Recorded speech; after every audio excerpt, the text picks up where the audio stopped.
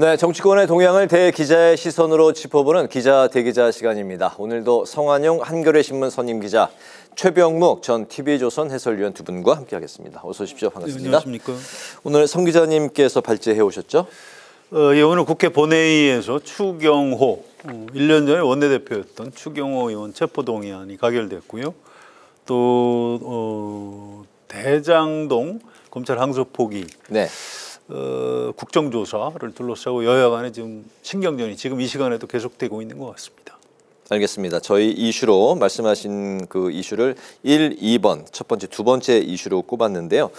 먼저 오늘 본 회의에서 국민의힘 추경호 전 원내대표에 대한 체포 동의안이 예상대로, 많은 분들 예상대로 이제 통과가 됐습니다. 국민의힘은 표결을 거부하면서 이제 항의 집회에 나선 상황이고 결국 민주당 주도로 가결이 됐습니다.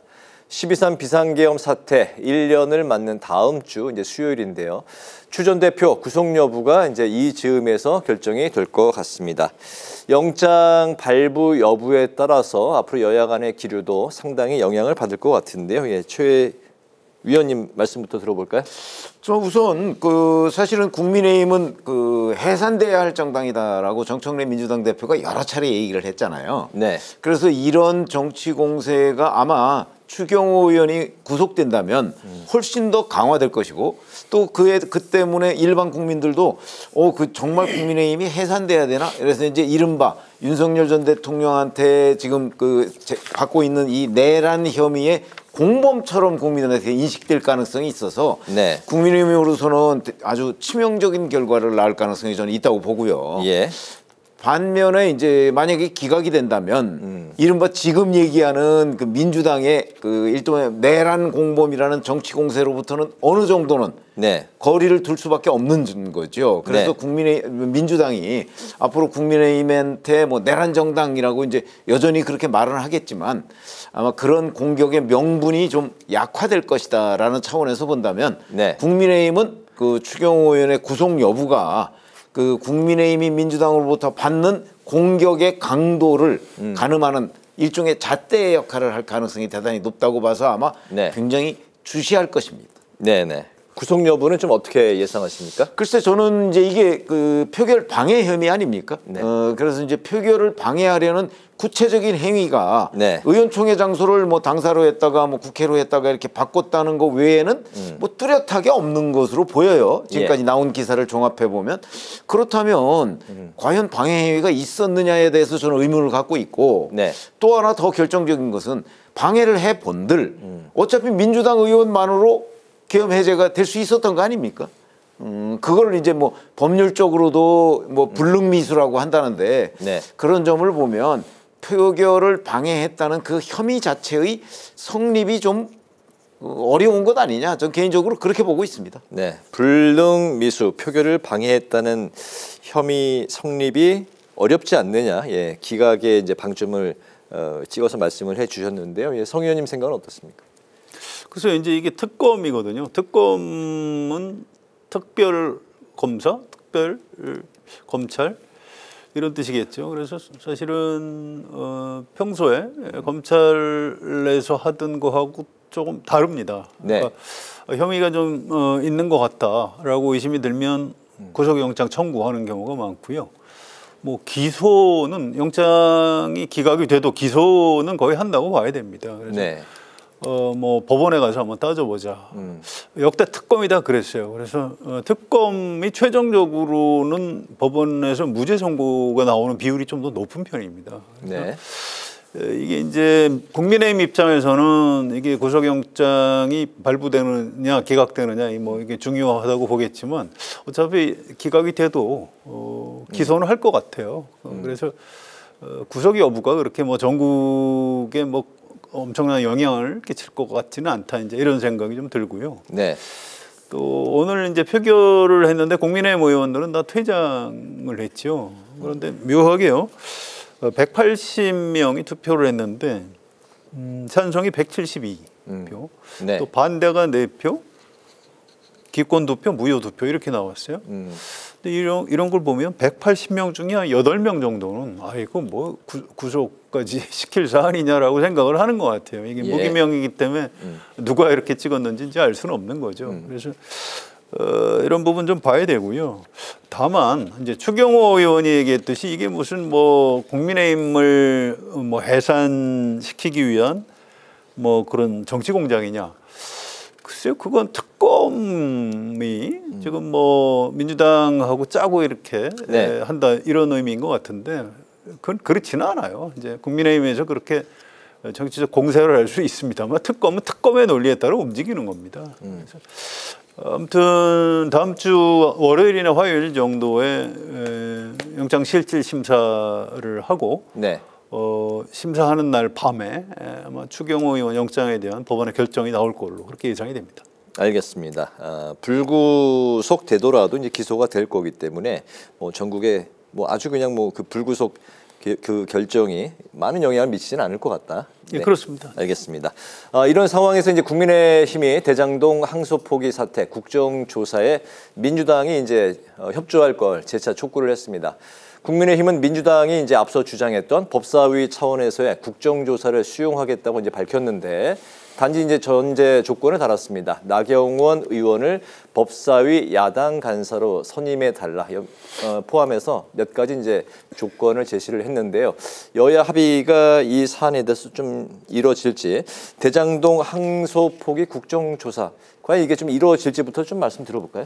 아니 기본적으로 사실은 11월 8일 0시에 이제 그 항소 제기할 시한이 지나면서 네. 김병기 원내대표가 먼저 얘기를 했어요. 특검 또는 국정조사를 하겠다, 이 제안을 하겠다 이렇게 얘기를 했어요. 네.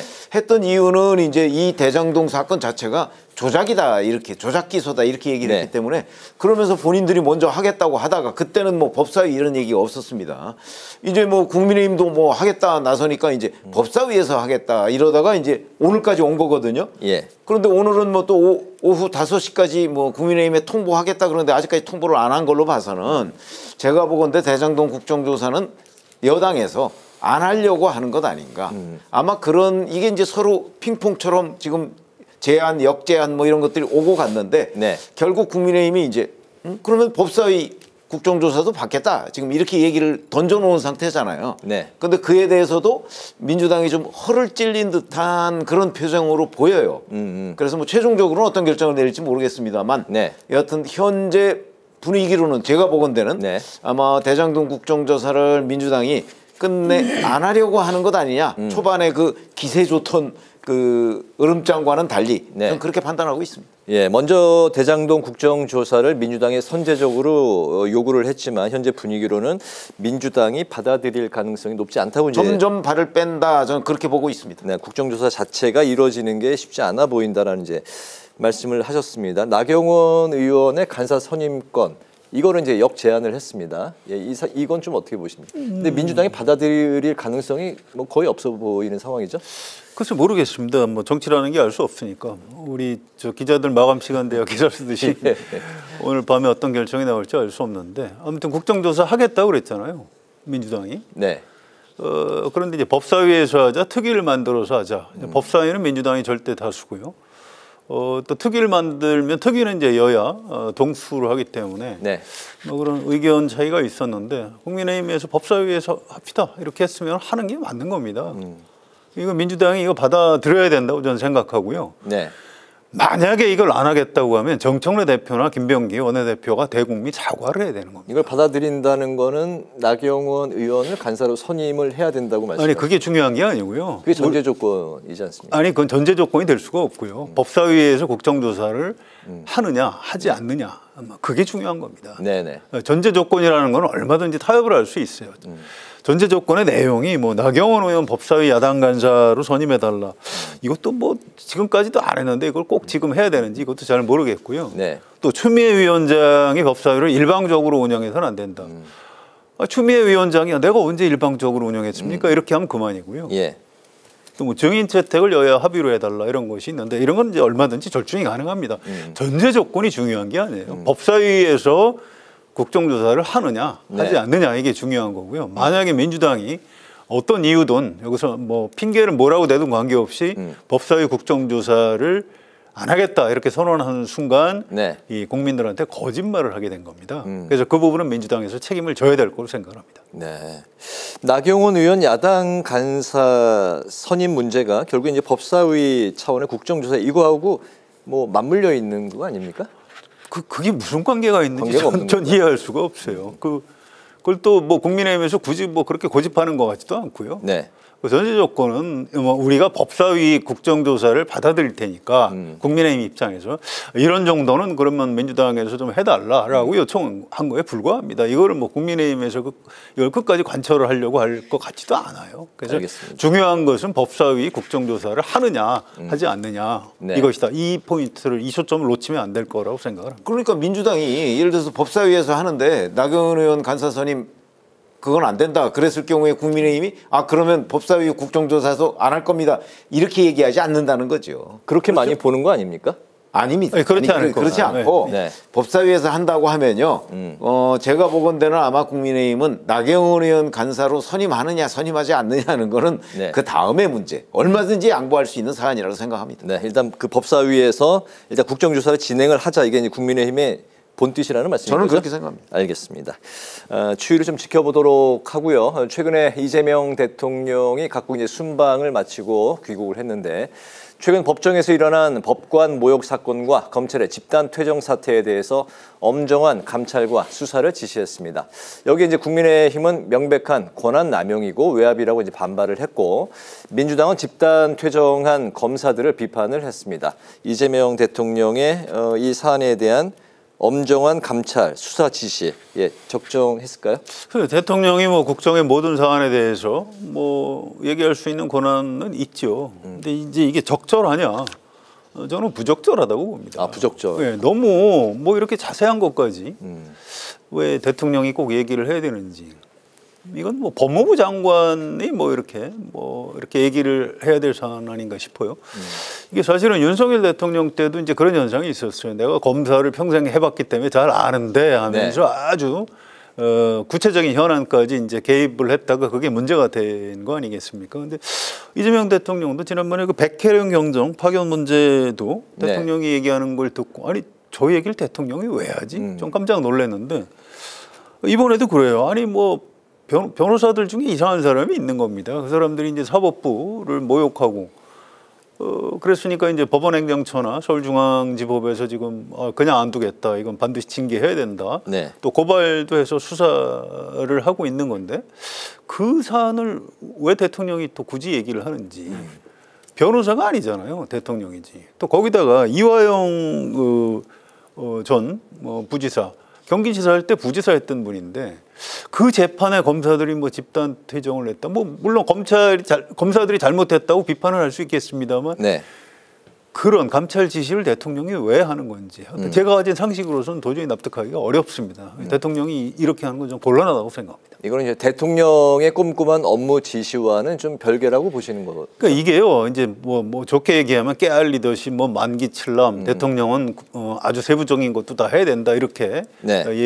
방어를 하는 사람들도 있지만 그렇지 않습니다. 대통령은 국정의 큰 방향 설정을 하고 야당하고 대화해서 또 뭐 혹시 법률이나 이런 걸 바꿀 게 있으면 그렇게 하고 외교, 안보, 경제 지금 해야 할 일이 얼마나 많은데 이게 법정에서 벌어지는 일 갖고 지시를 하고 이렇게 합니까? 저는 이거 잘못됐다고 봅니다. 어떤 시각으로 보십니까? 근데 기본적으로요. 법정에서 벌어지는 일은 법정에서 처리하는 게 원칙입니다. 잘 아시다시피 재판의 독립 얘기가 왜 나오는 거겠습니까? 그러니까 예를 들어서 법정에서 변호사가 판사를 모독한다 그러면 그거는 그 재판장이 감치를 하든가 뭐 감치가 안 되면 다른 여러 가지 방법 고발을 하든가. 그래서 실제 이 김용현 전 장관의 그 두 변호사도 법원행정처에서 고발을 했어요. 그래서 경찰이 수사할 거예요. 네. 그러니까 법정의 일은 판사가 정한다.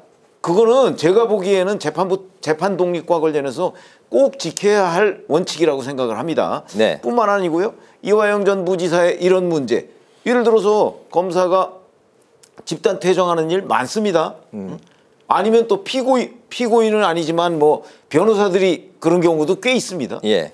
그리고 이 검사들은 이 수원지검 검사 4명은요.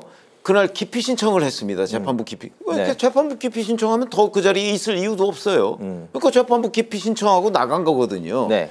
그거는 아주 흔하다고 할 수는 없지만 그냥 거의 통상적으로 뭐 변호인이나 검찰관의 공방을 벌이다가 나올 수 있는 얘기예요.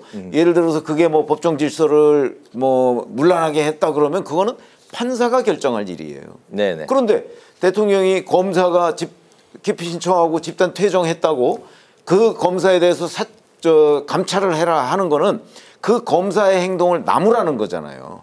그러면 결국 피고인을 도와주는 형국이거든요. 예. 근데 피고인이 누굽니까? 본인이 데리고 일을 하던 이화영입니다.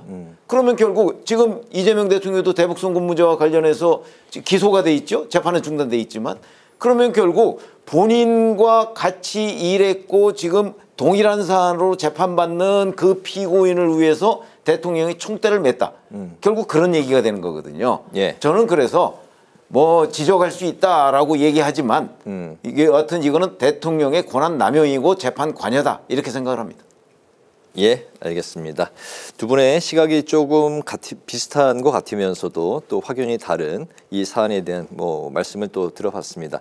다음은 내년 지방선거와 또 이제 당대표 선거를 앞두고 여야 간의 당원 당규 개정에 관한 뭐 또 룰을 둘러싼 여러 가지 상황을 좀 보겠습니다.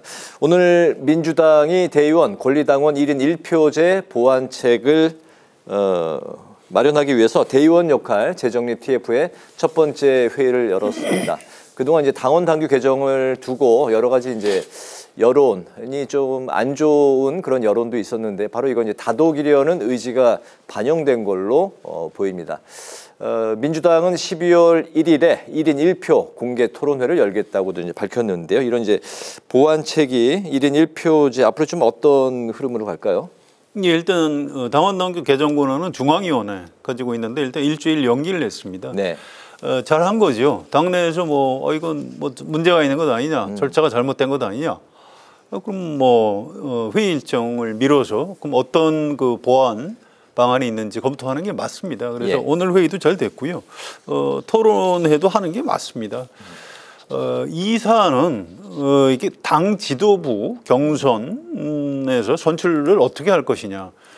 그동안은 당원들이 다 모일 수도 없으니까 이제 대의원들이 전국 대의원 대회에서 했는데 지금은 이제 워낙 이런 모바일이나 SNS가 워낙 발달했기 때문에 전 당원 투표하는 게 그렇게 어렵지는 않습니다. 그렇죠? 그래서 그 방향으로 가는 거에 대해서 누가 반대를 할 수 있겠습니까? 다만 이 대의원 제도를 유지했던 이유가 좀 있거든요. 각 정당마다 좀 취약 지역이 있는데 거긴 당원이 없지 않습니까?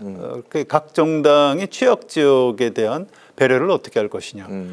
또 청년층이 지금은 청년층도 많이 당원 가입을 하지만 과거에는 청년들은 정당에 가입을 안 했거든요. 예.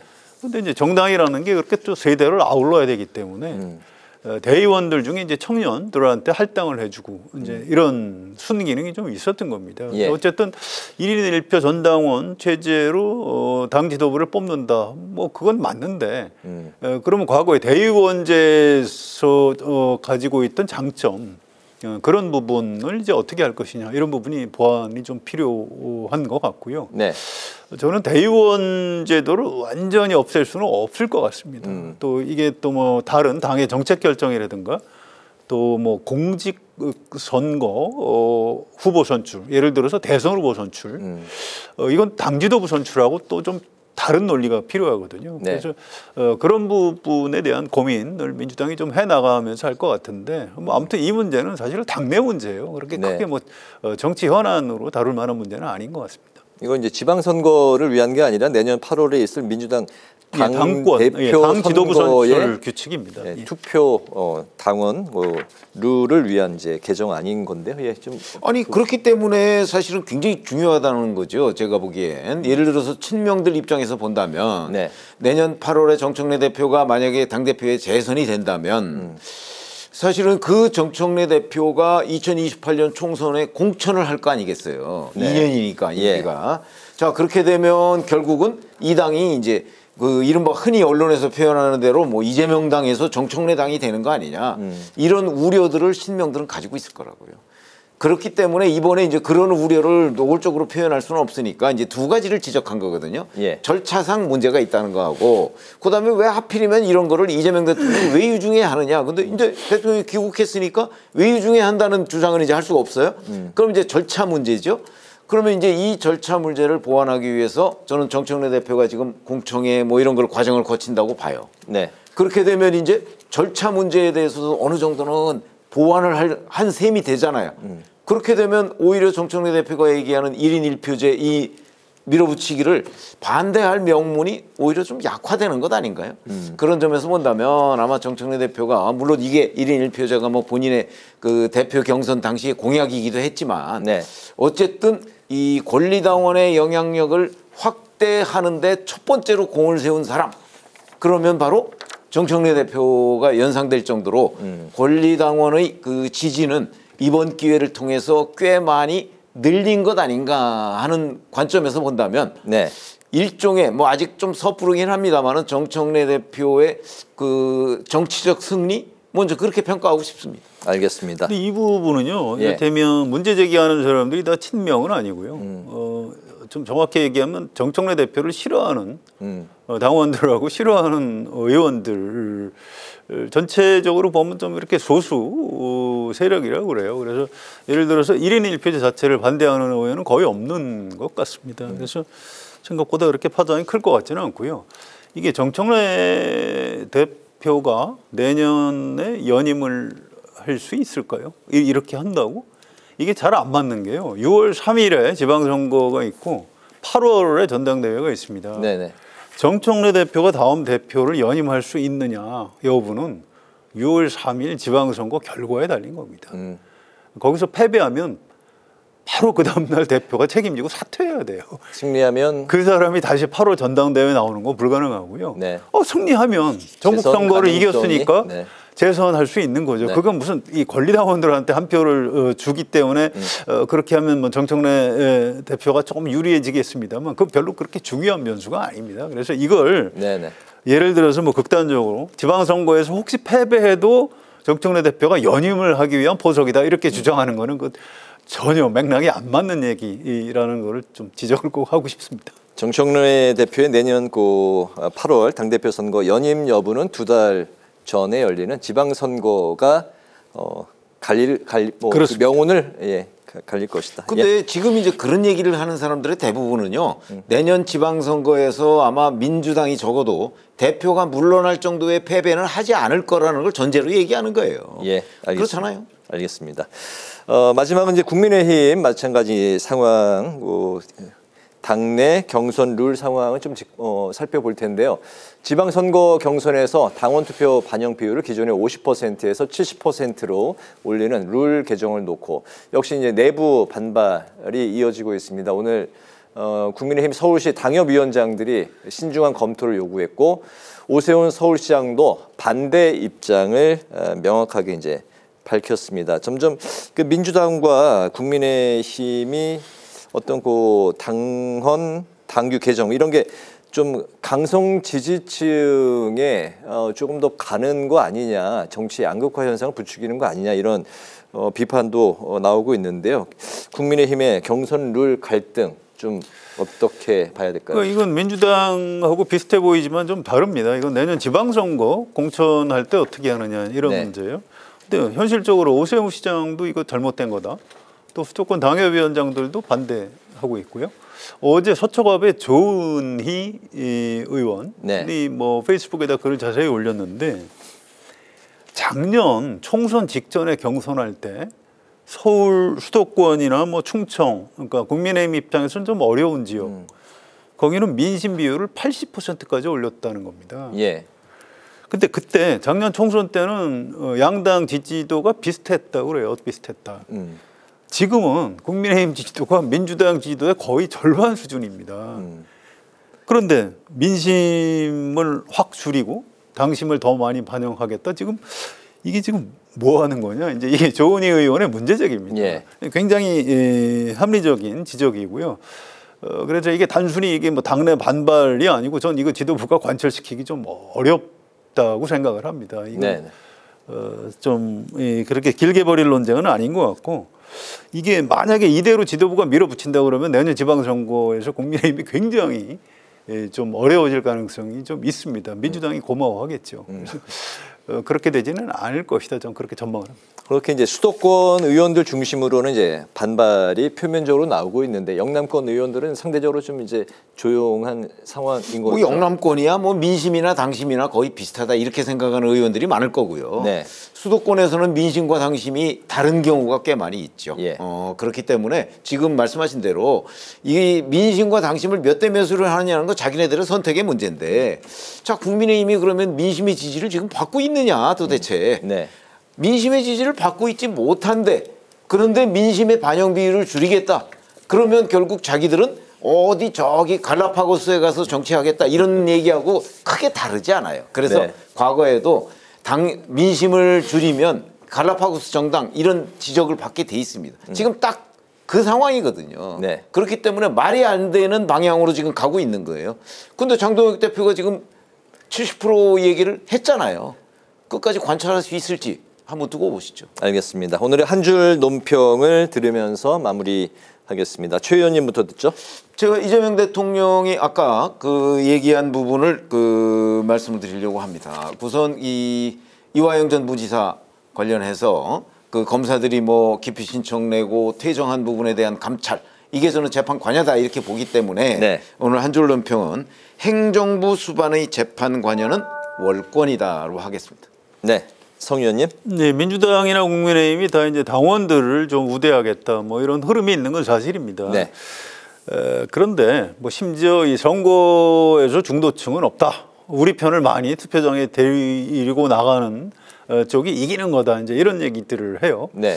근데 그동안 역대 선거, 전국 선거를 살펴보면 그건 전혀 그렇지가 않습니다. 그래서 내년 지방선거도 마찬가지입니다. 오늘 이제 한 줄 논평은 중도 확장해야 선거 이긴다라고 하겠습니다. 알겠습니다. 정치는 선거인 것 같아요. 올해 대통령 선거 있었는데 내년에 바로 또 지방선거 이야기로 정치권 이슈가 또 채워지고 있습니다. 자, 대기자 이제 마칠 시간이 됐습니다. 지금까지 성환용 한겨레 신문 선임 기자, 최병묵 전 TV조선 해설위원과 함께 오늘의 전국 현안 살펴봤습니다. 두 분 말씀 고맙습니다. 잘 들었습니다. 네.